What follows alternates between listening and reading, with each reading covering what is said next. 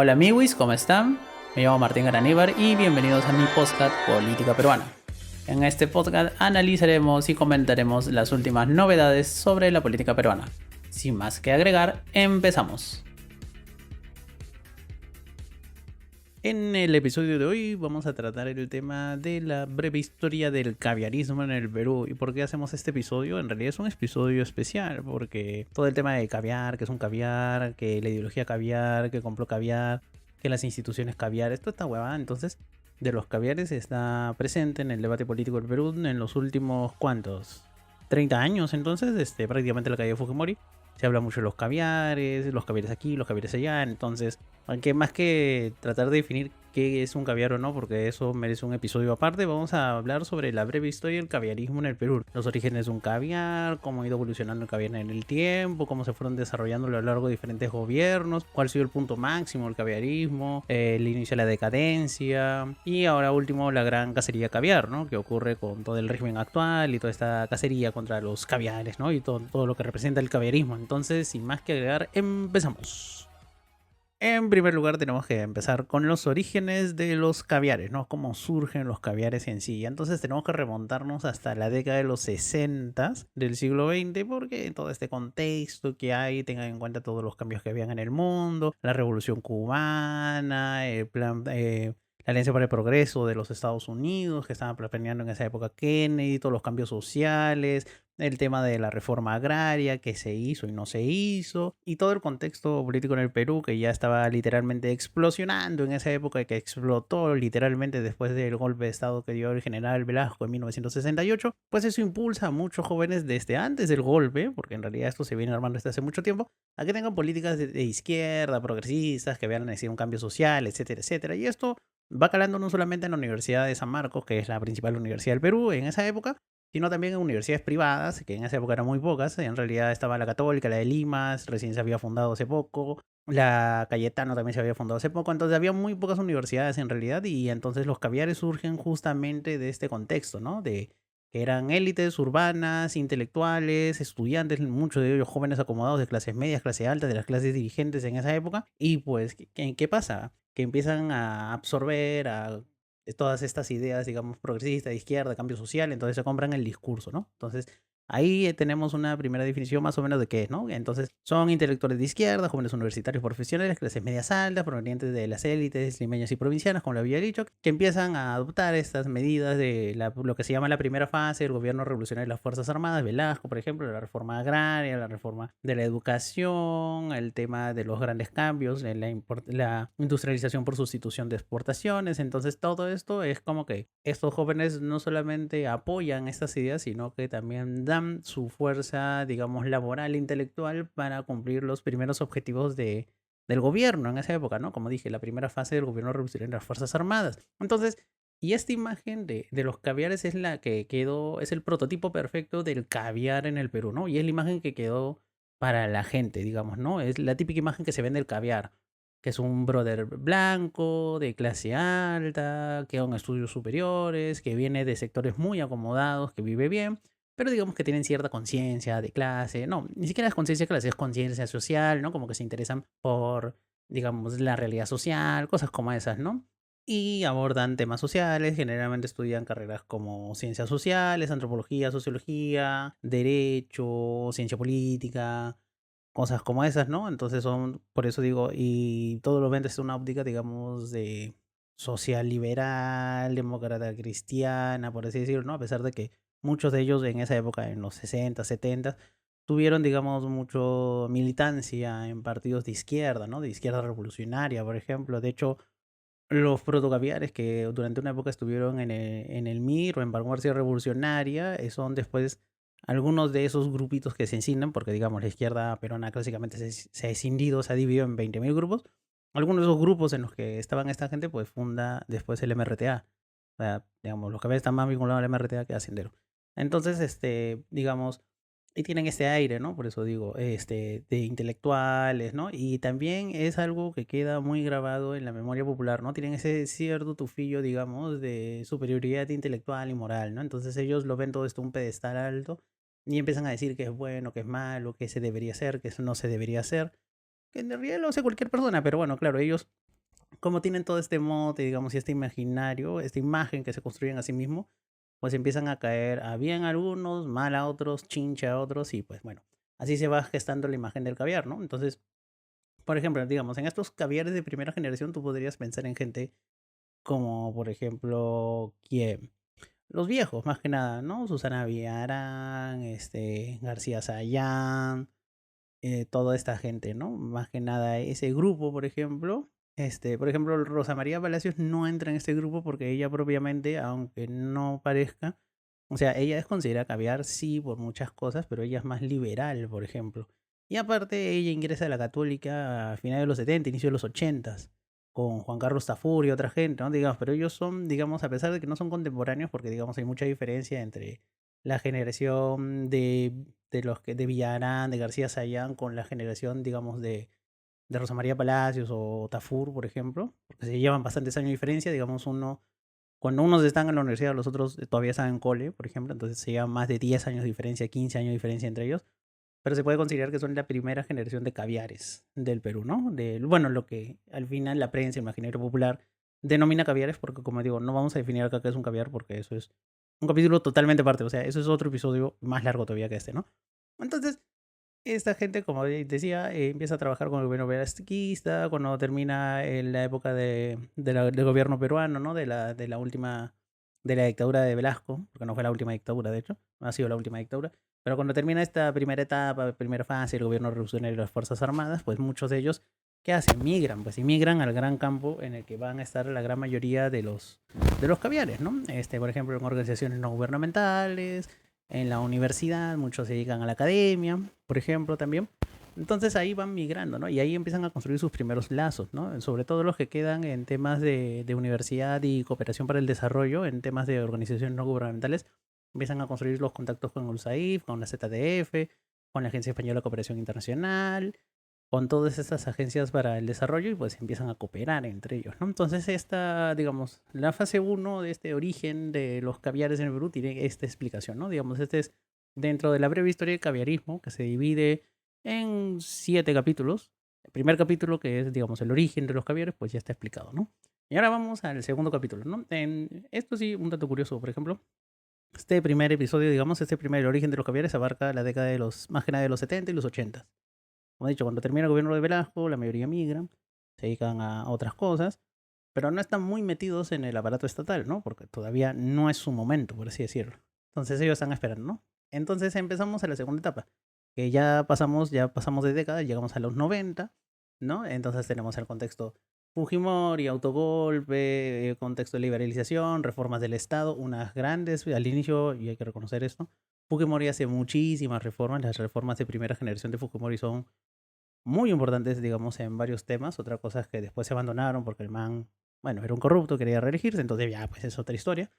Pero, por ejemplo, entonces, cuando hacían estas reformas, que por ejemplo muchos eran condiciones de las instituciones internacionales que iban a dar crédito al Perú o que iban a reinsertar el Perú en el sistema económico mundial, como el Banco Mundial o el Fondo Monetario Internacional, pues pedían muchas reformas en el Estado, pedían que se reformaran muchos ministerios, que se abrieran cosas. Entonces acá tenemos, digamos, a la persona, al man que abrió la puerta del Estado a los caviares. Y aunque no lo crean, Fujimori es un neo caviar.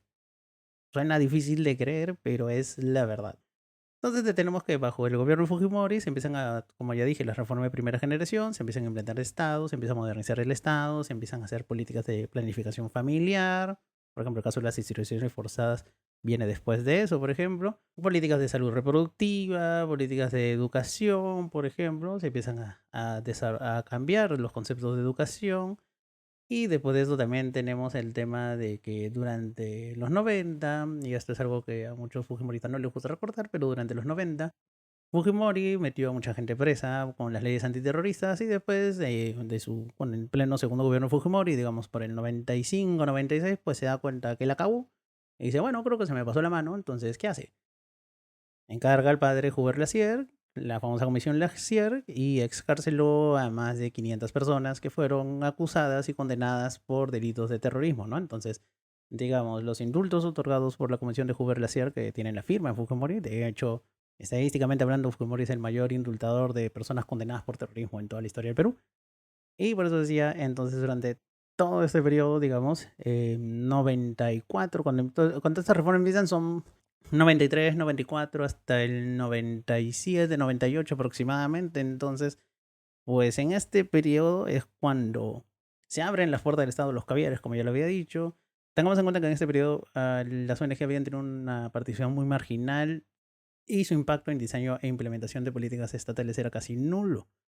Entonces, obviamente, pues acá se le abren las puertas y empiezan a tener una mayor influencia. Entonces, digamos, todos estos caviares de primera generación que habían estado trabajando justamente en los 80, sobre todo en la academia y en las ONGs, pues se les abre la puerta y empiezan a tener un mayor margen de maniobra en las agencias del Estado, en instituciones del Estado, en ministerios públicos.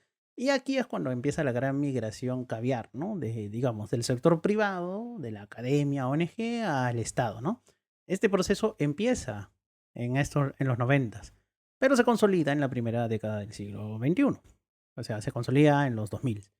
Pero, como decía, aunque suene muy raro de creer, Fujimori es el neo caviar porque es el man que les abre la puerta del Estado a los caviares. Y ya todo el mundo sabe lo que viene después, porque claro, después de eso viene la tercera etapa en esta breve historia de los caviares, que es Paniagua, Toledo y el ascenso del caviarismo en el Perú, ¿no?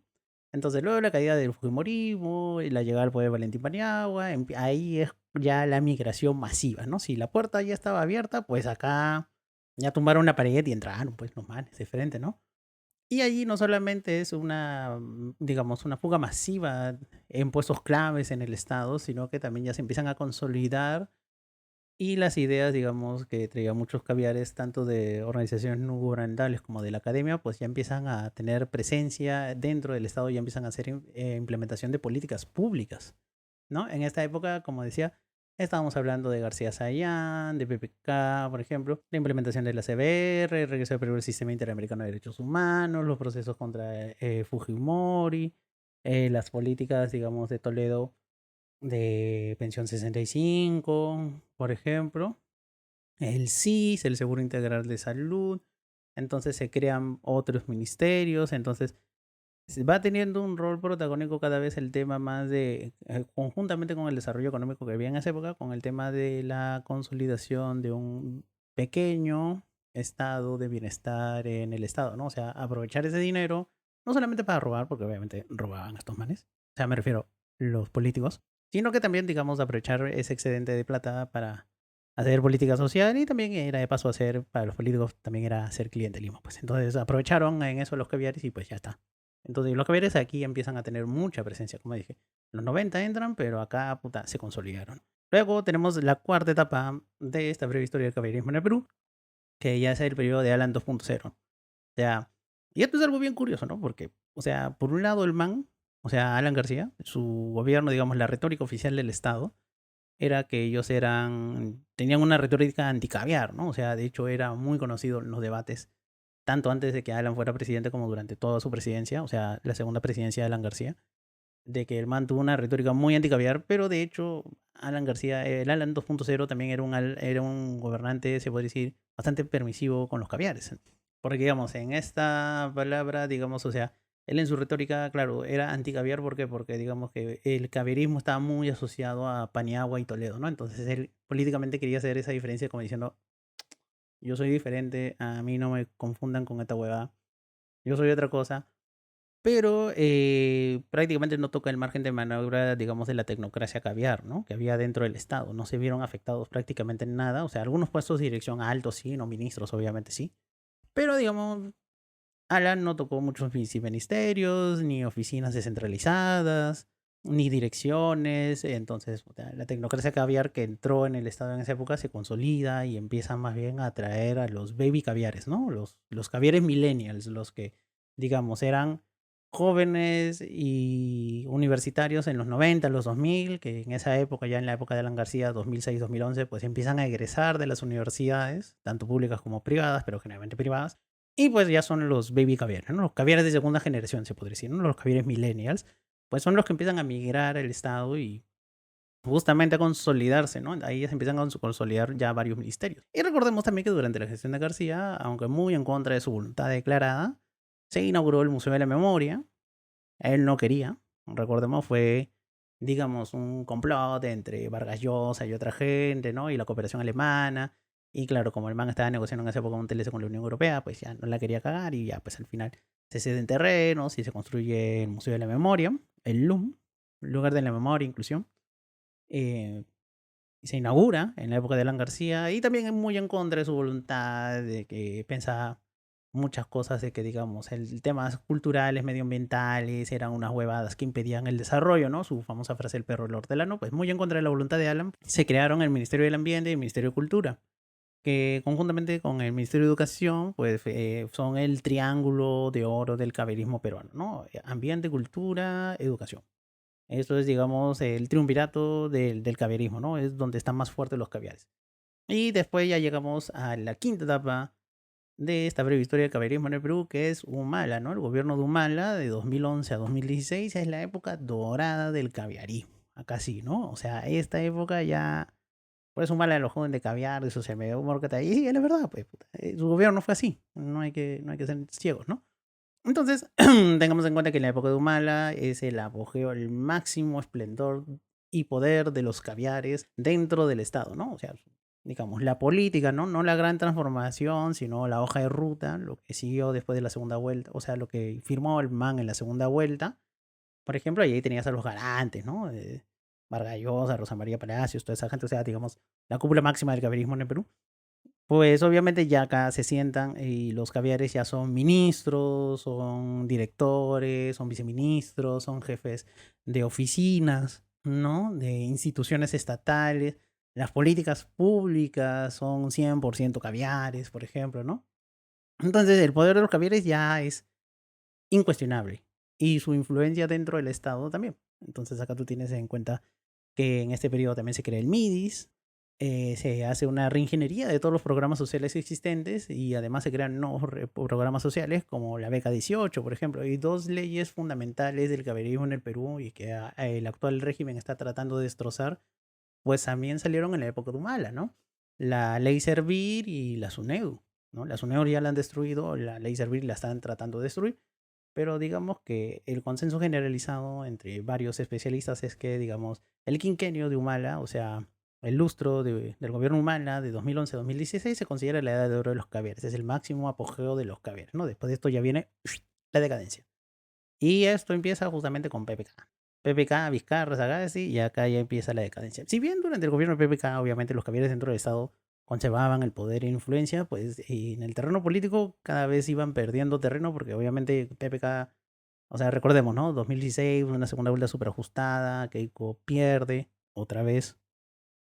Y pues nada, ¿no? Empieza a hacer su berrinche y también recordemos que Keiko en esa época tiene su supermayoría de 73 congresistas y obviamente el pobre PPK, puta, el man no tenía prácticamente bancada, entonces tenía que negociar. Y por aparte ese viejo no se mechaba, ¿no? O sea, digamos, a diferencia de Vizcarra, que el man sí se mechaba y murió en su ley peleándose, pues Vizcarra no peleaba, perdón, PPK no peleaba ni mierda, pues entonces, ya, ¿qué vas a hacer, pues, no?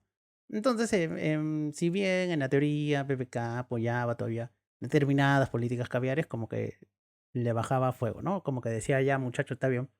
O sea, sigamos con programas sociales, esta vaina, pero hay menos plata, entonces jugamos menos porque acá nos joden, ¿no? Que los caviares, que esto, que el otro, y puta, le tumban con el ministro de Educación, ¿no? O sea, recordemos a Saavedra, por ejemplo, la censura de Saavedra, del Minedu, que de hecho fue el único ministro en la historia peruana que sobrevivió a un cambio de gobierno, porque el man era bueno, ¿no? Pero imagen, digamos, de la derecha peruana, el man era un caviar, entonces tenía que caer, ¿no? Entonces ya. Y obviamente después llega toda la crisis, ¿no? El indulto de Fujimori, y después no hay indulto, que se querían tumbar a los fiscales, que, ¿cómo se llama? Que estaba Chávarri, que no estaba, entonces, que la vacancia contra PPK, que renuncia, que entra Vizcarra, entonces ya, digamos que en la época de Vizcarra, como que los caviares vuelven a tener cierta estabilidad, como que dijeron, uff, pasó el susto. Pero de ahí justamente llega pandemia, llegan otras cosas, ¿no? Otra crisis, Vizcarra disuelve el Congreso, bueno, eso fue antes de la pandemia en realidad, como que se disuelve el Congreso, después de esto, el man lo que hace es convoca nuevas elecciones para el Congreso, hay un nuevo Congreso, lo vacan al man, ¿no? La crisis de 2020, de noviembre de 2020, las elecciones generales, entra Sagasti, ¿no? Y Sagasti ya es la última etapa fuerte del caviarismo en el Perú, porque es el último representante caviar, por así decirlo, ¿no? O sea, el último caviar fuerte en el Estado es Sagasti. O sea, después hay otros caviares, ¿no? Porque Mirta Vázquez, por ejemplo, fue primera ministra de Castillo, pero ya los caviares ahí están de capa caída, ¿no? Pero digamos, con Sagasti ya es lo último, ¿no? Y también Sagasti tenía poco margen de maniobra, era un gobierno de transición, el man siempre lo dijo, yo soy transición, nada más, entonces es como que ahí ya la gente decía, puta, acá, ya, ¿qué va a hacer con los caviares, no?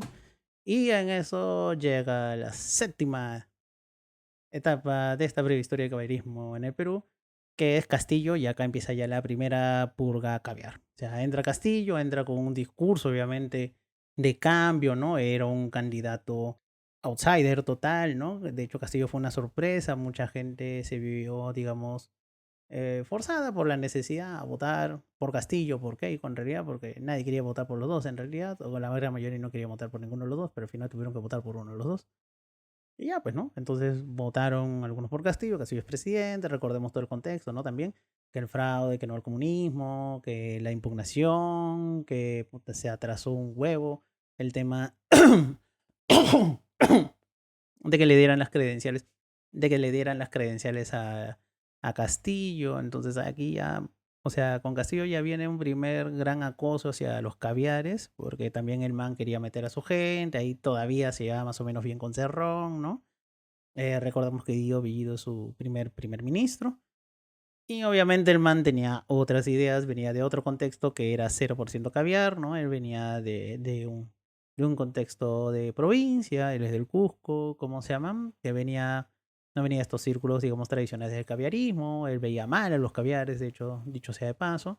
Entonces obviamente empieza la primera gran ola de acoso hacia los caviares, ¿no? Y como les dije, con matices, ¿no? Porque también recordemos cae Bellido y entra Mirta Vázquez como primera ministra, entonces ahí es la última vez que hay un caviar en el poder, por así decirlo, ¿no? En este periodo ya empieza el éxodo caviar. Digamos, las grandes cabezas caviares que podían permitírselo empiezan a abandonar el Estado porque ya les empieza a llegar el pincho, otros resisten y lo votan. Pero entonces empieza, digamos, el gran acoso, primer gran acoso caviar. Los que pueden aguantar, aguantan, y los que no, pues se quedan ahí callados, ¿no? Empiezan a tener un perfil más bajo, entonces esto lo digo también por conocimiento de causa, porque tengo un montón de amigos, como ustedes saben, yo soy de la católica.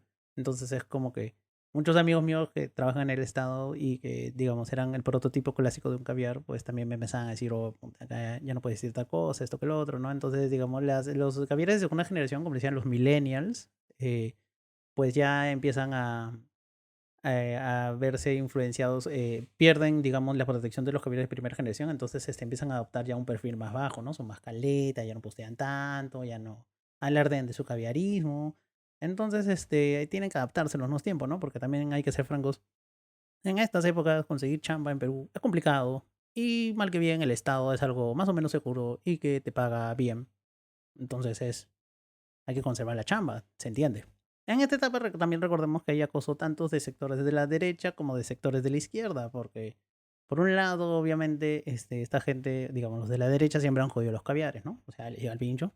Y claro, ciertos sectores de la izquierda también joden a los caviares porque los acusan de ser traidores del pueblo, de recibir financiamiento del USAID, toda esta cosa, ¿no? O sea, digamos, la gentita más de la izquierda, digamos, Perú Libre y más a la izquierda siempre han visto muy mal a los caviares y claro, esto era su oportunidad para, claro, joder a los caviares y, pues, y lo hacían, ¿no? Entonces, porque también, como decía, los caviares han caído antipáticos y algunos representantes del caviarismo se han ganado su antipatismo a pulso, digamos, ¿no? O sea, caen chinches, caen pesados y lo han hecho a propósito. Entonces, y ya. Y finalmente llegamos a la última etapa de esta breve historia del capitalismo en el Perú, porque ya tienes ahí los sucesos de diciembre del 2022, ¿no? El estallido social que siguió, todo esto.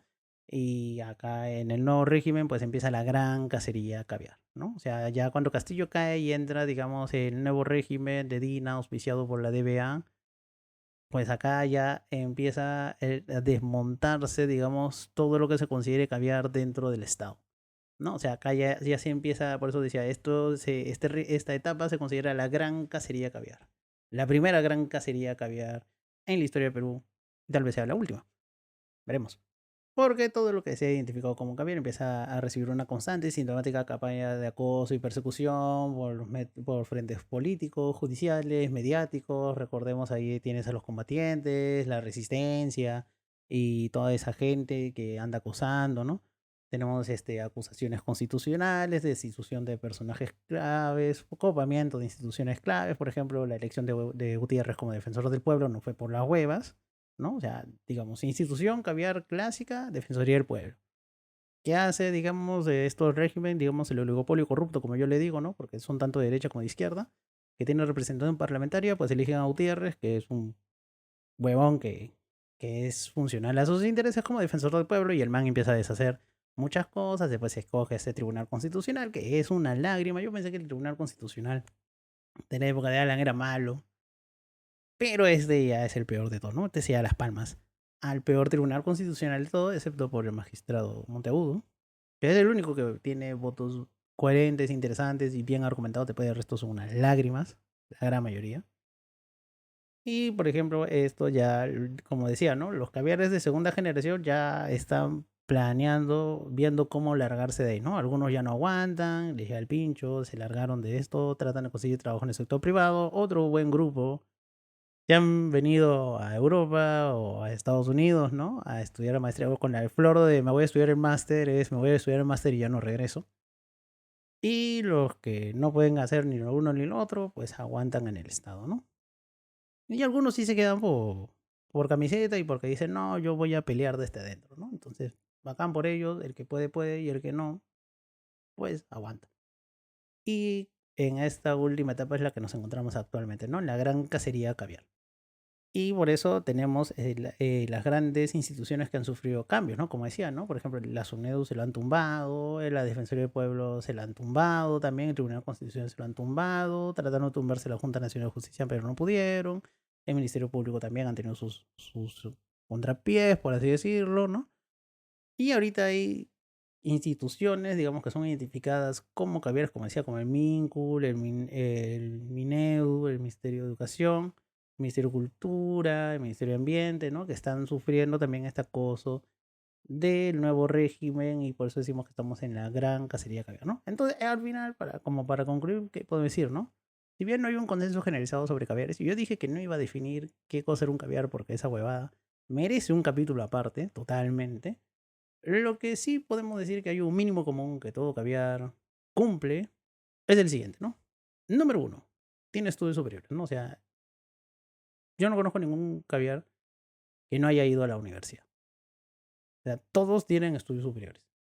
Han estudiado una carrera, generalmente está relacionado a las letras, ciencias sociales, tiene maestría, la gran mayoría, doctorado, unos cuantos, pero todos tienen estudios superiores, ¿no? Y esto también hace de que tengan otra idea, ¿no? De que, segunda característica que todo caviar cumple en el Perú, desde mi punto de vista, es que todos están desde la centroizquierda para la izquierda, ¿no? O sea, son liberales, de centro, de ahí son socialdemócratas, social liberales, tienen ideas progresistas, pero van por ahí, ¿no? O sea, de hecho, muchos liberales, por ejemplo, Vargas Llosa, Rosa María Palacios, esa gente, son liberales en sí, ¿no? Pero, o sea, digamos, son liberales de centro, por así decirlo, ¿no? No son de derecha extrema, bruta y achorada, pero son bastante liberales. O sea, esos manes defienden la propiedad privada, la libre intervención del el laissez-faire de la economía, la intervención mínima del Estado, pero como buenos liberales también defienden el Estado de Derecho, el imperio de la ley, la igualdad ante la ley y esas cosas, ¿no? Por eso también los ven como caviares, ¿no? Tercera característica común que tienen todos los caviares, que va unida a la segunda. En realidad, que le preocupan los derechos humanos.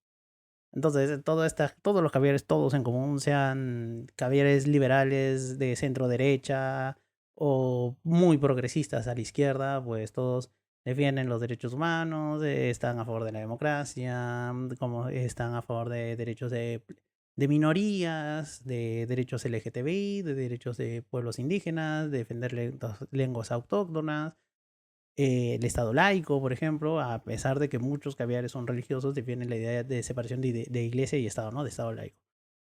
Cuarta característica común que tiene todo caviar en el Perú es que es antifujimorista, ¿no? Ahí da igual qué tan joven o viejo sea ese caviar, 99.9% pues odian a Fujimori y todo lo que representa el Fujimorismo. Y el 0,01% pues nada, como que no le cae mal o votó por Fujimori en la segunda vuelta del 2021, ¿no? Y la última característica que creo que es la que define por excelencia todo caviar en el Perú, y eso que dijimos que no íbamos a hacer una definición, pero acá estamos como que lanzando un globo al aire, ¿no? Este es un ensayo nada más, un globo al aire, vamos a ver qué sale. Pues que se considera moral e intelectualmente superior a la gran mayoría de personas, ¿no? Y por eso cae en chinche, creo yo. Entonces es que esto es algo, una característica, digamos, básica, una característica que se ha explotado mucho durante mucho tiempo en diversos medios, digamos, a través de programas cómicos, caricaturas, debates, tertulias, reuniones, esta imagen del caviar como una persona que se considera moral e intelectualmente superior y que no solamente se considera, sino que lo demuestra, o sea, que tiene esa necesidad imperiosa de demostrar que es superior al resto, pues hace que los caviares caigan chinche, ¿no? Y podrá ser verdad o no, porque como he dicho, no vamos a definir en este episodio qué cosa es un caviar, pero lo que sí podemos decir es que por lo menos esa imagen está en el aire, ¿no? O sea, en el imaginario popular hay esa imagen y muchos personajes que podrían ser, que son, mejor dicho, que son catalogados como caviares, lo demuestran. Entonces, por eso caen chinche, ¿no? Y creo que esa es una característica fundamental que todo caviar, que digamos, la gran mayoría de caviares o el imaginario popular del caviar lo cumple. Y bueno, amigos, este ha sido todo el episodio por hoy. Como le dije, es un episodio corto, de hecho, por eso se llama Breve Historia del Caviarismo en el Perú. Y pues nada, ¿no? Hay que simplemente estar atentos. Ya algún día haré un episodio sobre qué cosa es un caviar, pero para eso necesito muchísima ayuda porque definir caviar, o sea, alguien se va a llevar un Nobel por definir qué niche es un caviar. Porque hay caviares de todo tipo, hay caviares de varias generaciones, y esto ya podríamos estar hablando inclusive de una tercera generación de caviares, son los baby caviares de ahora. Y pues nada, espero verlos en la próxima, nos vemos, bye bye.